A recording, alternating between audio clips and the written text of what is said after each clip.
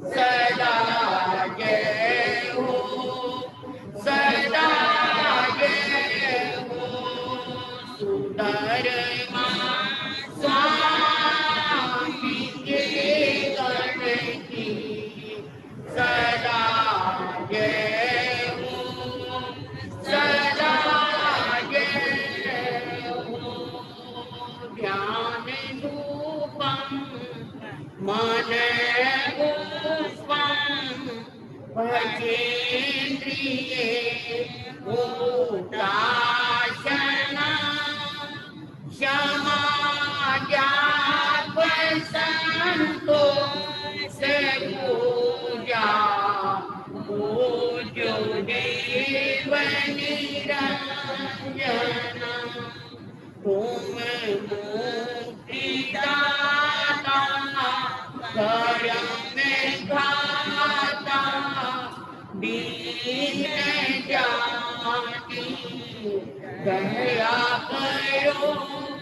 सिद्धार्थ नंदन जगत वंदन महावीर जिनेश्वरम ब्रह्मज्ञान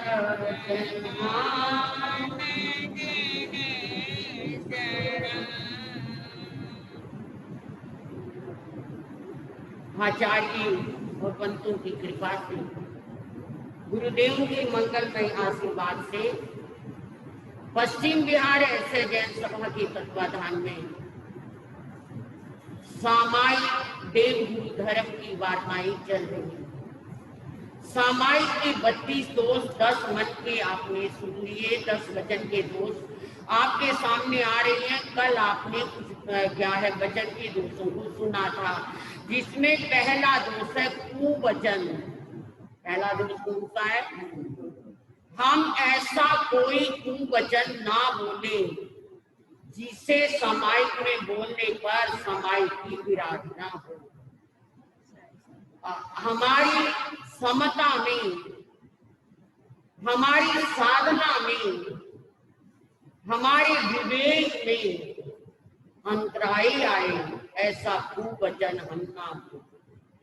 दूसरा सहसा कार, अचानक, ऐसा अचानक वचन मत बोले जो क्या है हमारे अंदर चुभता चला। सहसागार वचन चुभता चला जाए, ऐसा वचन हमने नहीं बोलना। या इस तरह जो मन में कई तरह की भावनाएं ले आए, कई तरह के विकार ले आए, विकृतियों से परिपूर्ण हो, ऐसा वचन हमने नहीं बोलना। ना कुवचन बोलना है और ना सहसागार वचन बोलना है। तीसरा है स्वच्छंद, स्वतंत्र, जो मुंह में आया वही बोलते, जो मुंह में आया वही बोलते चले गए।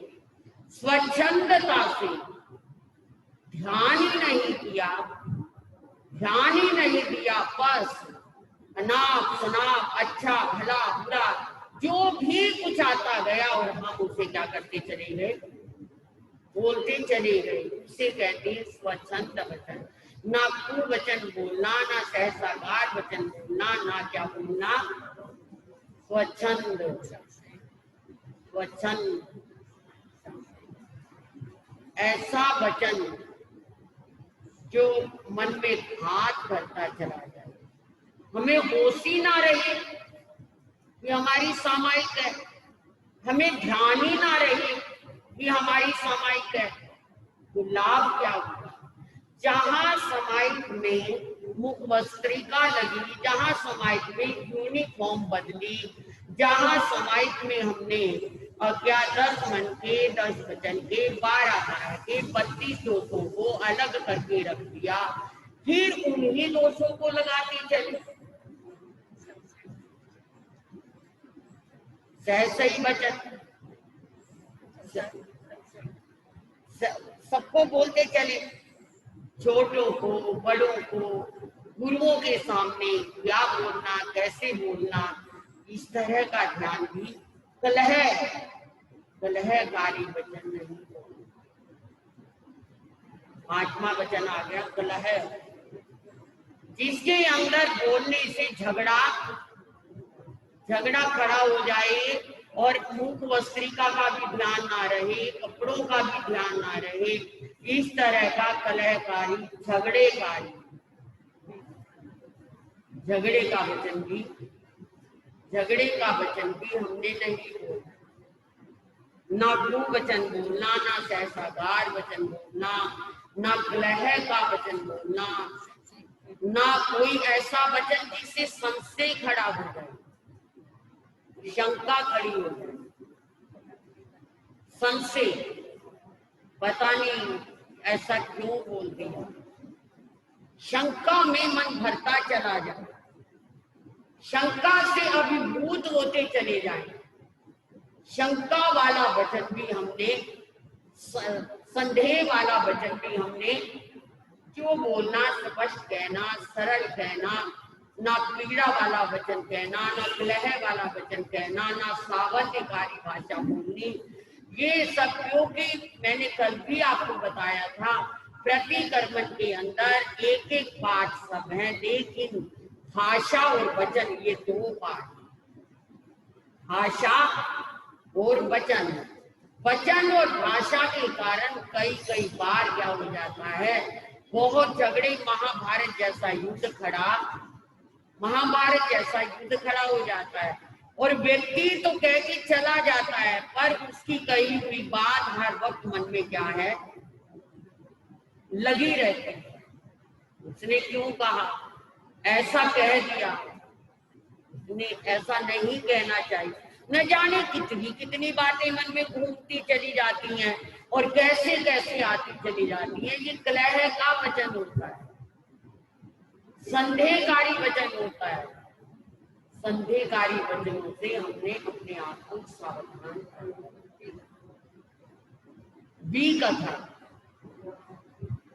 कथा भी हमने नहीं करी। कथा में आता है स्त्री कथा, भट कथा, देश कथा, राज कथा, 4 कथाएं आती। सामायिक में बैठकर उसकी बहू ऐसी है, उसकी पत्नी ऐसी है, वो स्त्री ऐसी है, स्त्री कथा, भट कथा, भोजन की कथा, वो आज तो बहुत स्वादिष्ट भोजन बना, अब बिल्कुल बेकार। क्या बनाना चाहिए, कैसे बनाना चाहिए, मिर्च मसाले की आदि कथा को क्या कहते हैं, भट कथा। भट भोजन से संबंधित कथा, स्त्री कथा, भट कथा। देश कथा, क्या चल रहा है देश में, आजकल तो वायरस का ही प्रकोप है, भीड़ बढ़ रही है। अभी कल मुझे कुछ लोग आए, महाराज जी पश्चिम बिहार तो अब बहुत आगे आ गया है वायरस में, ध्यान रखना पश्चिम बिहार में हो। पश्चिम बिहार का दूसरा तीसरा नंबर आ गया महाराज जी वायरस में। देखा हमारा स्थानक तो बचा हुआ है ना भैया, हमारे स्थानक में ऐसी कोई बात नहीं, यहाँ सब अच्छी भावना से रहते हैं, अच्छी भावना से अच्छे हैं, अच्छा काम करते हैं। जब मन भी शुद्ध हो, वचन भी शुद्ध हो, काया भी शुद्ध हो, फिर वायरस का प्रभाव नहीं आता। जब मन खराब हो, वचन खराब हो, काया खराब हो, वहां पर ये अधिक आता। जहाँ झूठ चोरी बेईमानी चलती हो, भैया ऐसा कुछ नहीं होगा। महाराज जी सावधान रहना, महाराज जी सब क्या फासला रखना, मैं कब वो तो हमने रखा हुआ है। आहार भी देखते करना, अरे भैया वो भी हमने रखा हुआ है। नहीं महाराज जी बहुत डर लग रहा है, बहुत क्या है, पता नहीं क्यों ये बढ़ रहा है। बढ़ाने वाले तो हम ही हैं, हमारे ही व्यवहारों से ये वायरस बढ़ा है। अगर हमारे खान पान में शुद्धता हो, हमारे रहन सहन में ठीक हमारा आचरण हो, व्यवहार ठीक हो, हमारा चारित्र ठीक हो, तो क्यों वायरस आएगा। आप ये देखिए, इतनी बड़ी राजगृही नगरी थी, इतनी बड़ी थी राजगृही नगरी, और एक अर्जुन माली था, केवल एक। हजारों की सेना थी और लाखों लोग राजगृह में बसे बसे हुए थे, लेकिन कोई भी अर्जुन माली के प्रकोप से बच नहीं पाया। जो जाता उसी को अर्जुन माली क्या कर देता, मार के गिरा देता। लेकिन एक सुदर्शन में क्या ऐसी बात थी? आप देखिए ना, आप जैसा था, श्रावक था, साधु भी नहीं था, लेकिन उसका मन शुद्ध था, वचन शुद्ध था, काया शुद्ध थी, अरहंत उपासक था, वेद विज्ञान को जानता था, आत्मज्ञान को समझता था, जीवन की जानकारी ली हुई थी। वो क्या है? भगवान महावीर की श्रद्धा, भगवान महावीर के प्रति अटल दृढ़ता और विश्वास रखता है। और जब उसे ये पता लगा, तो पूरी नगरी को पता था कि भगवान महावीर गुणशील उद्यान में आ गए हैं, ये पूरी नगरी को पता लग चुका था। लेकिन किसी की हिम्मत ही नहीं होती थी, कोई क्या जा ही नहीं पाता था। अरे गुणशील उद्यान के बीच में और नगरी और गुणशील उद्यान के बीच में तो कौन है? अर्जुन माली है भैया, वो तो किसी को जीता ही नहीं छोड़ेगा। लेकिन सुदर्शन के मन में आया,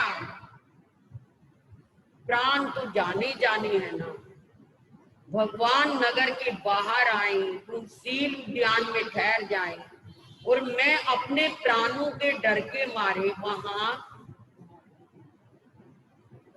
ये तो मुझसे तो नहीं, ये तन जाए तो जाए, मेरा प्रभु दर्शन ना जाए, ये तन जाए तो जाए, मेरा प्रभु दर्शन ना जाए। धर्म की खातिर हरिचंद्र राजा, धर्म की खातिर हरिचंद्र राजा, सत्य की खातिर हरिचंद्र राजा, सत्य की खातिर हरिचंद्र राजा। धंगी घर बिक जाए, मेरा सत्य धर्म ना जाए, ये तन जाए तो जाए, मेरा प्रभु दर्शन ना जाए। धर्म की खातिर सेठ सुदर्शन, धर्म की खातिर सेठ सुदर्शन, सूली पर चढ़ जाए, मेरा शील धर्म ना जाए। केवल प्राणों की खातिर प्रभु के दर्शन ना करूं, नहीं, ये तो मुझसे नहीं होगा। और वैसे भी धर्म तो कल्याण करने वाला है। धर्म करत संसार सुख, धर्म करत निर्वाण, धर्म पथ साधे बिना नर तिर्यंच समान। अगर धर्म ही नहीं हुआ जीवन में तो रहेगा क्या? अब मैं नहीं समझ पाती कि आपकी धर्म की डेफिनेशन क्या है। ये आप जाने, ये आपका काम जाने। मैंने जो धर्म पढ़ा है या मैंने जो धर्म जाना है, वो तो पूरी मानवता का धर्म है। ना वहां कोई सिख है, ना कोई ईसाई है, ना कोई इस्लाम है, ना कोई जैन है, ना कोई बौद्ध है, ना कोई हिंदू है। धर्म तो धर्म है, और वो धर्म नहीं सिखाता, मजहब नहीं सिखाता आपस में बैर रखना, मजहब तो नहीं सिखाता। ना हिंदू बुरा, ना मुसलमान बुरा, ना हिंदू बुरा, ना मुसलमान बुरा। जिसमें आ जाए बुराई वो हर इंसान, कोई भी हो जाए, कोई भी हो जाए, जिसमें बुराई आ गई वो क्या है? हैवान और शैतान बनता चला गया। तो धर्म मानवता का धर्म है। जहां ये नहीं सिखाया जाता कि भाई ये मुसलमान है मार डालो, ये वो है मार डालो, ना कोई ऊंच है, ना कोई नीच है, ना कोई भेद है, ना कोई भाव है, ना कोई जाति है, ना कोई पंथ है, ना कोई संप्रदाय है, ना कोई मत। केवल केवल क्या है? मानवता का, इंसानियत का धर्म। जिस पर भी कष्ट है उसका कष्ट दूर कर, ये मानवता का। हम परिवार में रहते हैं, हम समाज में रहते हैं, हम धर्म में रहते हैं, जैन धर्म में, सनातन इसमें रहे, वो अलग चीज है, वो अलग चीज। लेकिन पानी का काम तो क्या है? प्यास बुझाना। वो पानी ये नहीं देखता ये हिंदू है इसकी प्यास बुझाऊं, ये मुसलमान है इसकी बुझाऊं, ये बौद्ध है इसकी बुझाऊं, ये सनातन है इसकी नहीं। चाहे उसे लोटे में रखो, चाहे उसे मिट्टी के बर्तन में रखो, चाहे लोहे में रखो, चाहे कांच में रखो, पानी सब में रहेगा रहेगा और सबकी प्यास हो, पक्षी हो, पशु हो। तो ऐसा ही धर्म होता है। जहां भी धर्म होगा वो शांति देगा, नम्रता देगा, सरलता देगा, अहंकार नहीं देगा। तो ऐसा धर्म जाना था सुदर्शन ने। मेरे भगवान आए और मैं उनके दर्शन ना कर सकूं। जाते हैं प्राण जाने है ना, कब तक इनको संभाल के रखता रहूंगा प्राणों को? क्या किसी के संभालने से प्राण संभल जाएंगे? जितना मर्जी संभाल लो, जितना मर्जी अंदर क्या है, ऐसे ऐसे बादशाह भी हुए, समुद्रों में, टापुओं में महल बना लिए कि मरेंगे नहीं, हमें कोई मार नहीं सकेगा। पर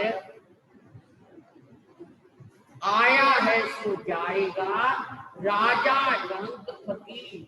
कोई भी आया है सो जाएगा, राजा रंग फकीर। एक सिंहासन जड़ चला और एक बंधा जंजीर। जो आया है उसे जाना, लेकिन जाने में अंतर है।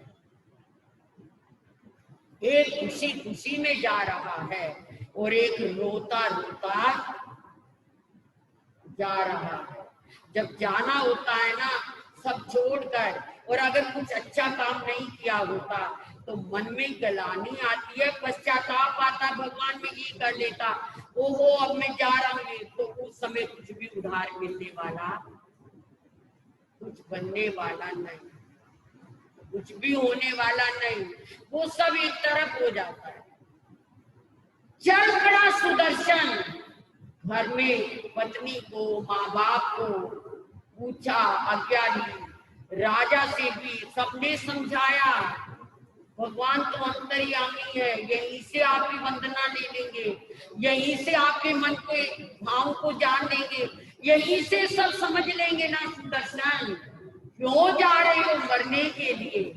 कोई बात नहीं, कुछ नहीं फर्क पड़ता। आप सोचिए, कहना बड़ा आसान है, मैं भी कह रही हूँ, पर अगर मृत्यु आ जाए तो उस समय तो कुछ भी नहीं दिखाई देता, ना धर्म, ना कर्म, ना सामायिक, ना संपर्क, ना कुछ क्या है कोई और कुछ भी दिखाई, बस बचना है, भगवान बचाओ बचाओ बचाओ। एक लगन, एक ऐसी बात रहती है, पर जिसने आना आ जाना, कुछ भी काम आने वाला नहीं। परिवार भी रह जाता है, धन भी रह जाता है, पैसा भी रह जाता है, सब यही का यही धरा हुआ। सज के जब भी मौत की सजा दी आएगी, सज धज के जब भी मौत की सजा दी आएगी, ना पैसा काम आएगा, काम आएगी, ना पैसा काम आएगा, ना जान भी काम आएगी। तो उस समय कुछ काम आने वाला नहीं। कहते हैं सुदर्शन, आप प्रति वर्ष सुनते हैं सुदर्शन चल पड़ा, लापरवाह होकर के चला जा रहा है, और जैसे ही नगर से बाहर आया, आ गया अर्जुन माली, चिल्लाता चीखता, हुंकारे मारता, मुदगर को घुमाता। अब देख लिया सुदर्शन ने, क्या हुआ, आ जाए आ जाए, प्रभु इच्छा तो थी मैं आपके दर्शन करूं, अगर मैं इस सर्ग से बच गया, उपसर्ग समझ रहे हो, एक होता है काया कलेश, एक होता है परिसर, और एक होता है उपसर्ग। उपसर्ग देवों द्वारा, दानवों द्वारा दिया जाता है। काया कलेश हम अपनी मर्जी से ले लेते हैं, नंगे पांव चलना है, कांटे चुभे तो चुभे, कांच लग रहा है लगे, क्या कंकर चुभे चुभे, गर्मी है भयंकर गर्मी है, बच क्या धूप में बैठ जाए, काया कलेश। सर्दी है भयंकर सर्दी है, कोई क्या है कपड़ा ना ले, ये सब क्या है, केश का लूच करें, ये सब क्या है, काया कलेश। मन मर्जी से जो करे वो काया कलेश, और जो कोई दूसरा कष्ट दे वो हो गया उपसर्ग। परिसे तो केवल बाईसी, परिसे जो कुदरत से आते हैं, परिसे जो कुदरत से आते हैं, उपसर्ग जो देव दानवों मानवों द्वारा दिए जाते हैं, और काया क्लेश जो अपनी इच्छा से कष्ट दिया जाता है, और परिचय जो नेचर से आते हैं। कैसे, जैसे भूख का परिचय नेचर से है ना, भूख तो लगेगी, अब हम उसको कितना सहन करें, इसे क्षुधा परिचय कहते हैं, क्षुधा भूख का परिचय। ये साधक, अगर तुझे भूख लग गई है, कोई बात नहीं, तू उसको सह उसको। अगर नहीं सहा जाता, जो तुझे तेरे योग्य है, प्रासुक है, वो तू ले ले।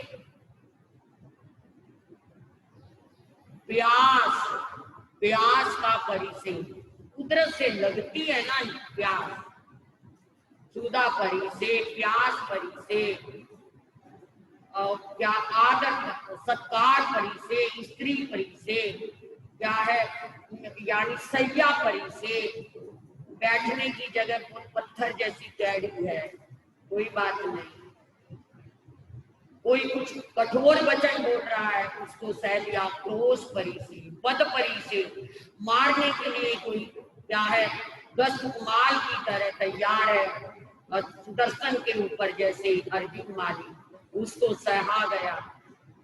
पर ये घास फूस चुभ रहा है सर्दियों में, अब तो खैर गत्ता वत्ता बिछा दिया जाता है। पहले हम लोगों ने जब भिक्षा ली जाते थे, सर्दी होती थी, भयंकर ठंड, जाके पूछते भाई थोड़ा पुराण मिल जाएगा, हमें घास मिल जाएगा, उस घास को लेकर आते, फिर उसको बिछाते। कई बार तो ऐसा भी हुआ, बिल्कुल हम छोटे छोटे होते थे कि उस घास के ऊपर आसन बिछा लेते, और जब सोने लगते तो लगता नीचे चल रहा है। अंधेरा, लाइट भी नहीं होती थी, लाइट जलानी तो बहुत दूर की बात, लाइट स्थानकों में होती ही नहीं थी। और फिर देखना क्या चल रहा है, धीरे धीरे करके हाथ लगा के कई बार छपकली ही निकल जाती थी, घास में दबी होती थी ना, पता नहीं लगता था। एक बार तो सांप का बच्चा भी निकल पड़ा। घास फूस में दबी रहती है जीव जंतु बेचारे, वो भी अपनी सेफ्टी वो बांटते रहती हैं, लेकिन हम लोग जल्दी में एक ताना करके नहीं देखा और बिछा दिया। अब छपकली का तो रंग भी घास जैसा ही पीला हो तो पता ही नहीं लगता। तो मेरा मतलब कहने का, ऐसा परिचय भी आ जाए तो साधु अब तो जमाना बहुत बदल गया। अब गर्मी भी बहुत कम, मतलब सर्दी भी बहुत कम होती है। दिल्ली में ही क्या हुआ, 10 दिन, हफ्ता, 15 दिन पड़ गई, सही सही रहते। मैं तो 4-4 महीने ठंड पड़ती थी, 4-4 महीने, और 2 महीने तो भयंकर ठंड पड़ती थी, जिसमें पूरे हाथ ऐसे होते थे जैसे लक्कड़ पत्थर बन गए ठंड के मारे। जम्मू की तरफ हम लोग एक बार जम्मू की साइड में थे, सर्दियों में ऐसी सर्द हवा चलती थी कि मानो हाथ पैर को काट कर ही रखते थे, दूध को भी जाते थे, पानी को भी जाते थे। मतलब कहने का, ये नेचर की तरफ से, धूप परी से, सर्दी का परी से, गर्मी का परी से, ऐसे क्या है परी से, ये जो कुदरत की तरफ से आते उसे परी से कहते हैं। जो स्वयं जानबूझकर मोल लेते हैं उसे काबिल कहते हैं, और जो किसी द्वारा दिए जाते हैं उसे क्या कहते हैं, उपसर्ग। तो सुदर्शन को भी क्या दिया अर्जुन माली ने, उपसर्ग देने आ गया। सोमिल ब्राह्मण ने भी 10 उपमाल को क्या दिया था, उपसर्ग। तो अब जब वो आया तो सुदर्शन ने डरा नहीं, भयभीत। जब मन में एक बार आप कोई निश्चय कर लो ना, डिसाइड कर लो ये काम करना है, पर आपको डर खत्म हो जाए।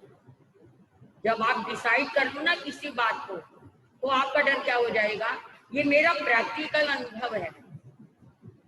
अगर मैंने ये काम करना है तो डर हमारा क्या हो जाएगा, खत्म। और पहले ही अगर डरने में बैठ गए, पता नहीं क्या होगा, पता नहीं क्या, फिर तो बिल्कुल नहीं होगा, फिर तो बिल्कुल नहीं होगा। तो इसलिए अब सुदर्शन को पता था कि अर्जुन माली आ सकता है, मार भी सकता है, मार ले, मन में दृढ़ निश्चय कर लिया था, डिसाइड कर लिया था, तो उसे क्या नहीं लगा, उसे डर नहीं लगा। भगवान को नमन किया, वंदन किया, चारों आहारों का त्याग किया, मन से सबका त्याग कर दिया, परिवार का, धन का, दौलत का। ये सब त्याग क्यों करते हैं, मरने से पहले ये सब त्याग क्यों करते हैं, हम भी करवाते हैं। कोई भी गृहस्थ के कई मतलब तकरीबन समाचार आ जाते हैं, महाराज जी संधारा करवा दो, या महाराज जी आप पता नहीं बचे या ना बचे, ऐसे प्रतिध्यान। तो हम उन्हें क्या करवा देते, लो भैया आप पचकान ले लो, धन का, परिवार का, दौलत का, कपड़ों, हर चीज का क्यों करवाते हैं, ताकि हमारी सुरती उसमें ना भटके मरने के समय। बस एक भगवान में ध्यान रहे, ना पत्नी की तरफ जाए, ना बच्चों की तरफ जाए, ना घर की तरफ जाए, ना किसी रिश्तेदार, मित्र, यार, दोस्त, किसी की तरफ भी ना जाए। बस एक ही लगन हो, बस एक ही लगन हो, भगवान की लगन हो, और कोई भी लगन। इसलिए हम क्या है, और लेने वाला भी ले लेता है, और फिर ले करके वास्तव में लेने का अर्थ त्याग दूसरे तक नहीं, अपने दूसरे तक नहीं, लेने का अर्थ है कि पूरी तरह मन में उसने उसको क्या कर लिया, उतार लिया कि अब ये कुछ भी मेरा नहीं, और छोड़कर तो जाना ही है। छोड़कर चिपटे भी रहोगे तब भी छोड़कर तो जाना। मैंने इतिहास में एक छोटा सा मतलब वो पढ़ा था, कथानक जैसा। चंद्रगुप्त मौर्य अभी मौर्य सम्राट नहीं बने थे, इतिहास का ये प्रसंग है। तो अब वो जगह जगह छुपते हुए फिर रहे थे, क्योंकि जिनका राज्य था ना, चंद्रगुप्त मौर्य से पहले जिनका जो राजा था, तो वो जो राजा था वो उसने चंद्रगुप्त मौर्य को मारने का संकल्प ले लिया था, और बहुत सारी सेना को उसके चंद्रगुप्त और चाणक्य के पीछे लगा दिया। तो एक दिन चंद्रगुप्त जंगल में लेटा हुआ था। लेटे लेटे सोच रहा था, ना मेरे पास एक भी सेना का सैनिक है, ना मेरे पास धन है, ना मेरे पास मकान है, क्या मैं कैसे इतना बड़ा राज्य ले सकता हूँ। और मैंने योजना और मैंने क्या संकल्प कर लिया कि मैं बहुत बड़ा क्या बनूंगा, राजा बनूंगा, मौर्य सम्राट बनूंगा।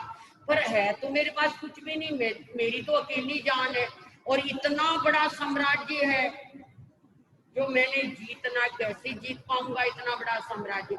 हाँ, मेरी भुजाओं में बल है, मेरे अंदर क्षत्रिय तव है, लेकिन क्या करूं। ऐसे वो लेटा लेटा था, उसने क्या देखा, एक चूहा आया, चूहा, और चूहे के मुंह में एक सोने की असरफी, एक असरफी थी सोने की। और जैसे ही वो चूहा आया तो उस एक वहीं पर एक बिल में वो चला गया। चूहा कहाँ चला गया, एक बिल में, और वो सरफी उसने रख दी और दोबारा फिर गया, और दोबारा ऐसे करते करते 99 सरफी ले आया चूहा। क्या ले आया, ये इतिहास में ही पढ़ा मैंने, 99 सरफी ले आया। और चंद्रगुप्त मौर्य ने सोचा, मुझे तो भगवान ने यही धन दे दिया। अब वो 100 सरफी लेने गया था चूहा, और वो 99 सरफी किसने निकाल ली, चंद्रगुप्त मौर्य ने निकाल ली कि मेरे तो बहुत काम आएंगी भाई, मेरे पास तो कुछ भी नहीं है, खाने तक के लिए लाले हैं, मैं क्या करूं। जब उसने वो 99 सरफी निकाल ली और चूहा जब 100 सरफी लेके आया, और उसने जब अपने बिल में देखा कि एक भी सरफी नहीं है, इतना दुख हुआ चूहे को, इतना दुख हुआ, इतना दुख हुआ कि वही वो अपना सिर मार मार करके क्या हो गया, मर गया, मर। चंद्रगुप्त को बहुत दुख हुआ कि ये चूहा मेरे कारण, पर उसे तो आवश्यकता थी, वो 100 मोहरे लेके चला गया।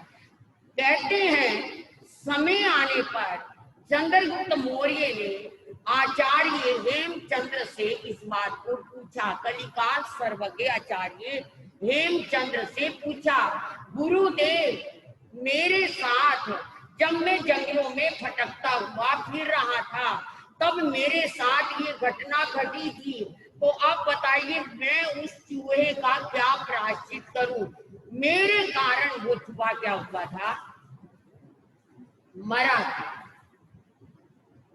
कहते हैं आचार्य ने कहा, बस जहां वो चूहा मरा था, जहां वो जगह थी, एक्चुअली बात तो ये थी कि पिछले जन्म में चूहा उस हवेली का मालिक था, मालिक आदमी था, और वो उसकी जबान बंद हो गई, बता नहीं पाया, और असरफियां उसने रखी हुई थी जमीन में दबाकर, पहले तो लोग जमीन में दबाते थे, तो उसे वो अगले जन्म में उसकी सूरतें भटक गई और वो चूहा बन गया, और उसे अगले जन्म में क्या हो गई, याद आ गई, जबकि चूहे के क्या काम आनी थी, उसके कौन से बेटे पोतों ने नौकरी करनी थी चूहे के।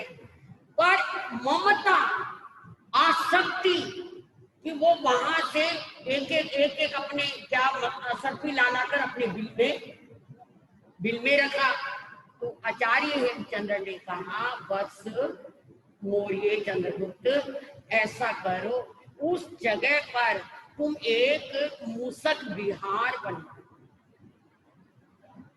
मूसक विहार, उस जगह का नाम मतलब एक मंदिर बना दो, एक ऐसा मंदिर बना दो और उसका नाम क्या रख दो, मूसक विहार। आज भी वो मंदिर है वहां पर, और आज भी हजारों चूहे वहां पर रहते हैं। आपने किसी ने देखा होगा, मुझे नहीं पता, आपने देखा है, टीवी पर देखा होगा, मगर ये सत्य घटना है और ये सत्य इतिहास है जो मैं आपको बता रही हूँ कि अगर मरते दम हमारा ध्यान जहां कहीं भी रह जाएगा, हमारे को उसी गति में नंदन मणियार का नाम सुना है आपने?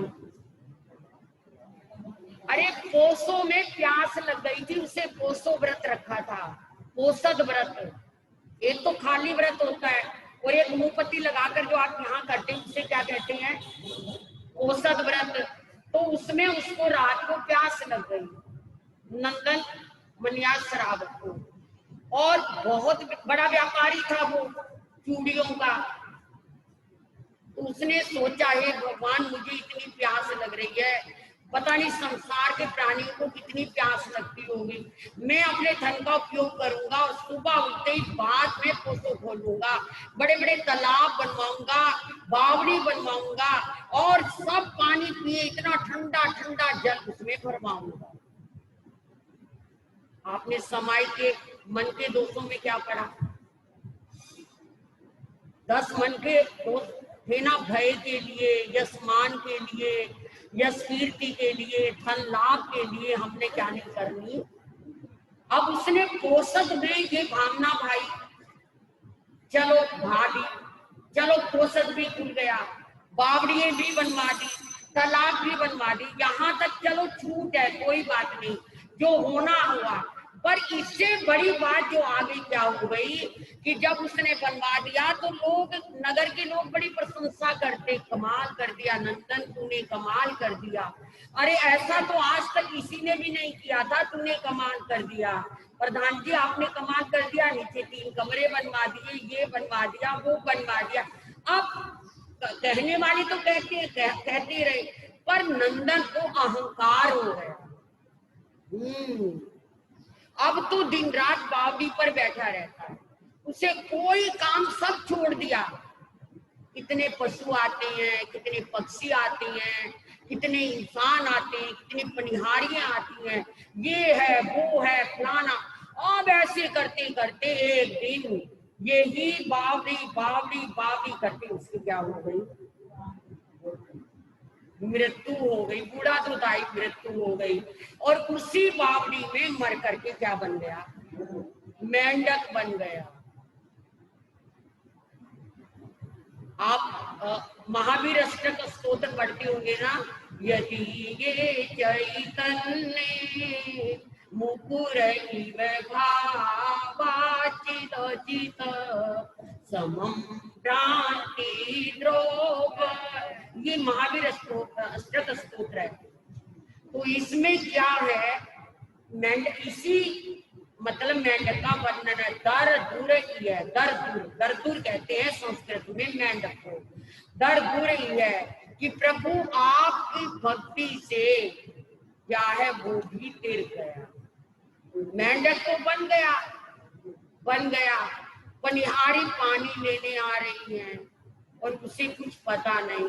आज औरतें आपस में बातें कर, अरे भगवान महावीर आए, भगवान जल्दी पानी भर लो, चलो मालतन को जाना है, दर्शन करने जाना, अरे राजा भी जा रहा है। सब ये शब्द मेंढक के कान में पड़ गए और उसे ज्ञान है, ओ मैं भगवान का श्रावक और मर करके क्या बना?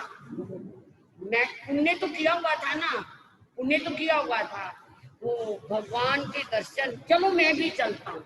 वो भी बावड़ी से निकल लिया, भागा जा रहा है और राजा के घोड़े के पांव के नीचे दब गया और चूरा चूरा हो गया। पर मन में क्या इच्छा? आए भगवान के दर्शन करूं। मैंने क्या पाप किया, मैं इंसान से मेंढक बना, अब भगवान के दर्शन करूं। बस इसी बात से मरने के बाद वो क्या है, देवलोक में जाकर देव बन, है ना। घड़ी भाग रही है। मैं आपको क्या कह रही थी कि जब मन में कोई दृढ़ता आ जाती है कुछ करने की तो भय नहीं रहता, डर नहीं रहता। जो नहीं करना वो भी आदमी कर लेता है। बड़े बड़े ताज्जुब वाले आश्चर्य वाले कार्य कर लेता है इंसान कब, जब उसके मन में दृढ़ निश्चय, बड़े बड़े खतरों से खेल लेता है, बड़े बड़े खतरों से, जो हम दांतों नीचे उंगली दबाते हैं ऐसे ऐसे खतरे, पर जब मन में दृढ़ आ जाए ना कि करना है, बस करना है, तो वो उन खतरों का भी मुकाबला कर लेता है। बाकी बातें बाद में करेंगे, अभी बात बीच में सुदर्शन की रह गई है। और वो तो मैंने बता दी, चंद्रगुप्त मौर्य ने अपना प्रायश्चित कर लिया और क्या बना दिया, मूसक विहार बनवा दिया।